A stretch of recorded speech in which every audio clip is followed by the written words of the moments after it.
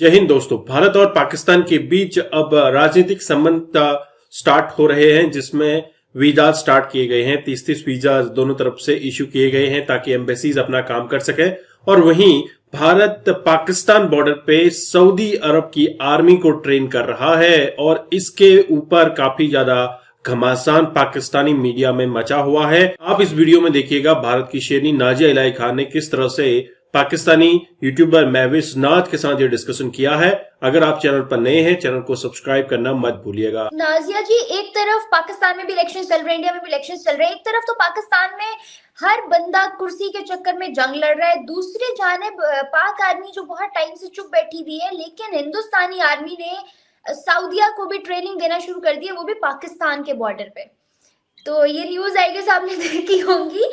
ये क्या स्ट्रेटेजीज आप लोग अपनाना चाह रहे हैं, कहाँ से ला रहे हैं ये दिमाग, मैं जानना चाहूंगी। बीजेपी करा रहा है, कौन आपकी एस्टेब्लिशमेंट बहुत स्ट्रांग हो गई है या कुछ और है? देखिए, सबसे पहले तो मैं एक बात बता दूं आपको कि कभी भी भारत पर 1947 से आप इतिहास के पन्नों को उठाइए, भारत पर कभी भी रूल आर्मी का नहीं हो सकता है, कभी भी नहीं हो सकता है, क्योंकि भारत के पॉलिटिकल पावर बहुत स्ट्रांग है, बहुत स्ट्रांग है। हाँ, मैं ये जरूर मानूंगी कि अब तक भारत को सबसे आगे निकल जाना चाहिए था, लेकिन कुछ ऐसे प्रधानमंत्री हमारे देश के बने थे जिन्होंने भारत को पीछे खींचने की पूरी कोशिश की थी, बहुत कोशिश की थी। पर अब भारत में एक ऐसे प्रधानमंत्री हैं जिनको भारत माता के अलावा कुछ दिखाई नहीं देता है, कुछ भी दिखाई नहीं देता है। अब सऊदी यूएई 72 एकड़ की मंदिर इनॉग्रेशन कर रहा है 14 फरवरी को। अब आप कहिएगा क्या एस्टैब्लिशमेंट है, क्या क्या मंत्र है, क्या मंत्रा है, बताइए। अब सऊदी अरबिया में भगवत गीता पढ़ाई जा रही है, अब इसमें हम क्या कर सकते हैं। सऊदी अरबिया में एक्स्ट्रा करिकुलम एक्टिविटीज में भगवत गीता रख दी गई है, अब इसमें हम क्या कर सकते हैं। पूरे 180 देशों से ऊपर भव्य राम मंदिर में जब प्राण प्रतिष्ठा हुई भगवान राम की, तो 180 देश से ऊपर ने भगवान राम की भक्ति में लीन हो गए, अब इसमें हम क्या कर सकते हैं। 180 देश से ऊपर लोगों ने भगवान राम की भक्ति में लीन होकर के दिया जलाया, इसमें हम क्या कर सकते हैं। बुर्ज खलीफा में भगवान राम के चित्र दिखाए गए 22 जनवरी को, इसमें हम क्या कर सकते हैं। सऊदी अरबिया को ऐसा लगता है कि उनकी जो सेना है, उनके जो आर्मीज है, वो हमारे यहाँ ज्यादा बेटर ट्रेन हो सकते हैं, तो इसमें हम क्या कर सकते हैं। इसमें तो हम कुछ नहीं कर सकते। ईरान को ऐसा लगता है, समझ आ गई। लेकिन नाजिया मैम, सॉरी आपको टोक रही हूँ, वो पाकिस्तान के बॉर्डर पे ट्रेनिंग क्यों दी जा रही है? ये कोई पॉलिटिकल स्टंट है? बॉर्डर का हमारा हिस्सा है ना, हम कुछ भी करें। बॉर्डर का हमारा हिस्सा है ना, हम कुछ भी करें। आपको क्या लेना देना है, आपको क्या मतलब है। हम छलांग मार करके उधर तो नहीं सिखा रहे हैं ना, हम छलांग मार के उधर तो नहीं सिखा रहे हैं ना, हम अपने एरिया में, अपने हिस्सा में सिखा रहे हैं ना, हम कहीं पर भी सिखाए। हमको क्या, आपको क्या मतलब है। मुस्लिम कंट्रीज इंडिया क्यों करती हैं, कभी पाकिस्तान का जिक्र क्यों नहीं किया? लेकिन मुझे लगता है कि अगर आप सही से खुद से जवाब मांगिएगा तो आपको खुद मिल जाएगा, आपको खुद जवाब मिल जाएगा। लेकिन फिर भी आप मेरे मुंह से बुलवाना चाहती हैं, तो चलिए बोल ही देती हूँ।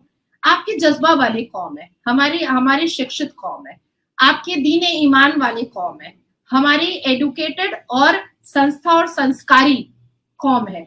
आपके यहाँ दीन ईमान और जज्बा इस्लाम में गला रेतना सिखाया जाता है, हमारे यहाँ गला रेतने वाले को जेल की सलाखें दिखाई जाती हैं। आपके यहाँ मस्जिदों में बम लगा करके मस्जिदें फोड़ी और तोड़ी जाती हैं। हमारे भारत में 3 लाख से ऊपर मस्जिदें हैं और बड़ी आलीशान खूबसूरत बनी हुई है। आपके यहाँ इस्लाम का नारा तो जरूर बुलंद किया जाता है, पर मस्जिद में लोग दिखाई नहीं देते हैं। जितना हमारे यहाँ मस्जिदों में जुमा की नमाज में लोग दिखाई दे देते हैं, उतना आपके यहाँ ईद और बकरीद में दिखाई नहीं देते हैं। आपके यहाँ हर रोज बताया जाता है दीन इस्लाम, जज्बा ईमान, और शिक्षा में नील बटा सन्नाटा। बंदर की तरह गुलाटी मारने से आपके यहाँ के मर्द और औरतें पीछे ही नहीं हट रही हैं। औरतों से आप लोग रिव्यू लेते हैं, रिएक्शन लेते हैं, तो वो लोग कहती नहीं, हमारा इस्लाम बोला है कि मेरा शौहर 4 बीवी रख सकता है, तो हम सो जाएंगे धक्का धुक्की करके भी, लेकिन हम लोग 4 बीवी मिलकर सोएंगे। ए उधर हट ना, थोड़ा उधर हट, मेरा पति को मुझे छूने देना, मेरा शौहर को मुझे थोड़ा उधर हट ना भाई। लेकिन वो लोग 4 बीवियां पसंद कर रही हैं क्योंकि इस्लाम ने कहा है, पर हम नहीं करेंगे। हमारे यहाँ women self identification, women self respect को बहुत बहुत बहुत वैल्यू दिया जाता है। और अभी 26 जनवरी हमारे गणतंत्र दिवस में महिलाओं की जो एम्पावरमेंट, महिलाओं की जो शक्ति पूरी दुनिया ने देखी है। भारत ने महिलाओं की शक्ति का डंका पीट दिया है पूरी दुनिया के सामने और फ्रांस के प्रेसिडेंट के सामने, और पूरी दुनिया इस डंके की आवाज को सुन करके समझ रही है कि भारत की महिला से उलझना तो बहुत दूर की बात है, टेढ़े मुंह बात भी करना बहुत मुश्किल हो जाएगा, बहुत मुश्किल हो जाएगा। हमारे भारत की महिलाओं को एक तरफ अगर देवियों की तरफ पूजा जाता है, तो दूसरी तरफ आर्मी आर्मी का जो चीफ होता है या आर्मी के जो बैलेट संभालते हैं, जो फाइटर जेट चलाती हैं, वो भी महिलाएं होती हैं। बटालियन चला रही हैं चीफ होकर के, आर्मी की बटालियन चला रही हैं।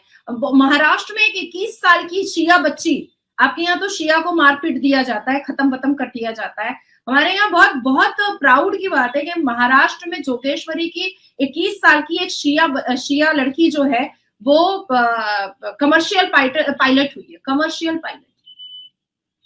21 साल की बच्ची, 25 साल की बच्चियां जो हैं वो पायलट बन रही हैं।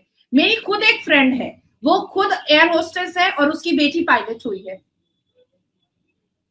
बेटी भी मेरी फ्रेंड है, माँ भी मेरी फ्रेंड है, दोनों मेरी दोस्त है और बहुत करीबी दोस्त है। उसका नाम मोनिका है। दोनों माँ बेटी इतनी खूबसूरत है, और बेटी जो है वो पायलट हुई है और माँ जो है वो इंटरनेशनल एयरलाइंस में एयर होस्टेस है। और उसके बाद से ही मेरा बेटा भी उछलने लगा, मम्मा मैं पायलट बनूंगा, मम्मा मैं पायलट बनूंगा। हालांकि अभी वो क्लास 10 में है। तो हाँ बिल्कुल, तुम भी फाइटर जेट चलाओ, तुम भी अपने आप को समर्पित कर दो देश के लिए। तो वो कमर्शियल पायलट बनना चाहता है और मैं उसको भेजने के लिए भी तैयार हूँ। नहीं अल्लाह मेरे बेटे को कुछ हो जाएगा, अल्लाह, अरे नहीं। तो आप इन चीजों से बाहर ही नहीं निकल रही है ना। एक किताब से आप बाहर नहीं निकलिएगा तो आप कुछ भी अचीव नहीं कर सकती हैं। अब महविश, क्या आपको क्रिटिसिज्म फेस नहीं करना पड़ता है क्या? आपको भी तो क्रिटिसिज्म बहुत फेस करना पड़ता है, बहुत सारा। तो फिर, लेकिन हमारे यहाँ ऐसा कुछ भी नहीं है। हम क्रिटिसिज्म फेस करते हैं, लेकिन मुसलमानों की तरफ से करते हैं।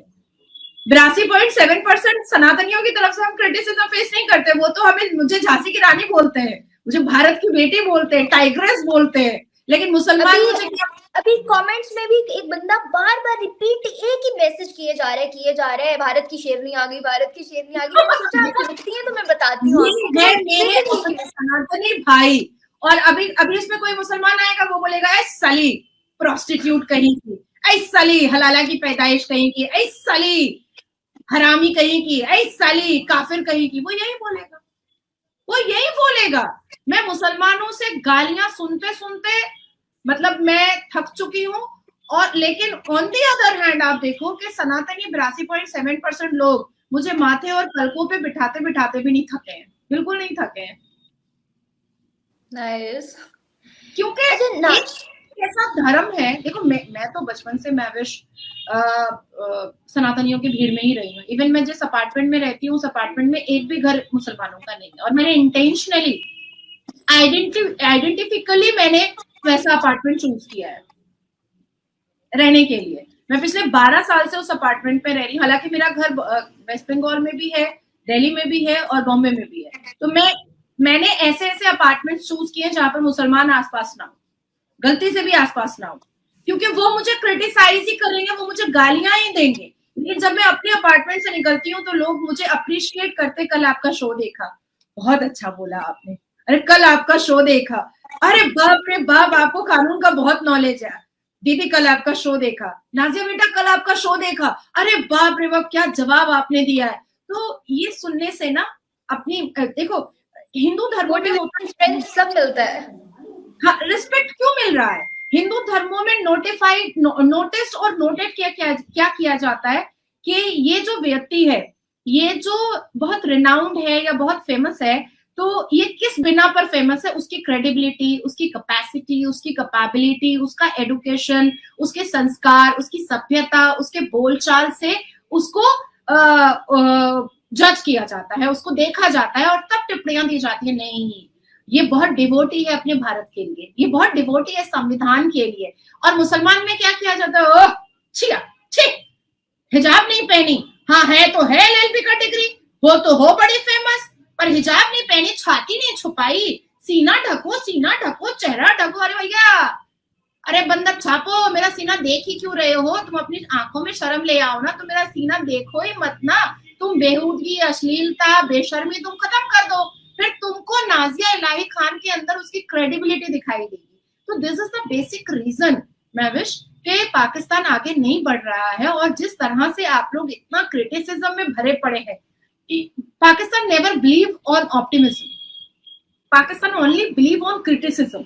आपके हाथ में भीख का कटोरा आ गया है, लेकिन आप देखो इमरान खान को 10 साल के लिए जेल, 14 साल के लिए जेल, महविश ने पैंट पहन लिया, महविश काफिर है। दोस्तों, आपने भारत की शेरनी नाजिया इलाही खान का यह डिस्कशन देखा महविश नाथ के साथ, और काफी अच्छे से बयान किया है पाकिस्तान को भारत की शेरनी ने। जब पाकिस्तान की महिलाएं पब्लिक चैनल पर आती हैं, रिएक्शंस देती हैं, तो वहां पे कहती हैं कि हमारे शौहर को इस्लाम ने कहा है कि 4 बीवियां रख सकता है, भले ही हम एक दूसरे से लड़ झगड़ कर अपने पति के पास जाएं। तो इस तरह का पाकिस्तान में माहौल तो आपको देखने को मिलता है। वहीं भारत की आर्मी अब सऊदी आर्मी को ट्रेन करने जा रही है, और इससे पाकिस्तानी आर्मी थोड़ा सा परेशान जरूर है, क्योंकि ये ट्रेनिंग हो रही है पाकिस्तान बॉर्डर पे।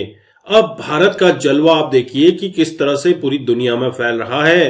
राम मंदिर के उद्घाटन के समय लगभग 180 देशों ने इस चीज को सेलिब्रेट किया है। 180 देशों में राम नाम के दिए जले हैं। बुर्ज खलीफा पे राम का नाम फहराया गया है, किस तरह से राम का नाम वहां पे अंकित हुआ है। वहीं यूएई के अंदर 14 फरवरी को 72 एकर्स में स्वामी नारायण का मंदिर का उद्घाटन होना है, जिसके लिए नरेंद्र मोदी वहां पर जाने वाले हैं। और ईरान किस तरह से भारत के साथ संबंध बरकरार कर रहा है, तालिबान सरकार किस तरह से भारत से मदद चाहती है।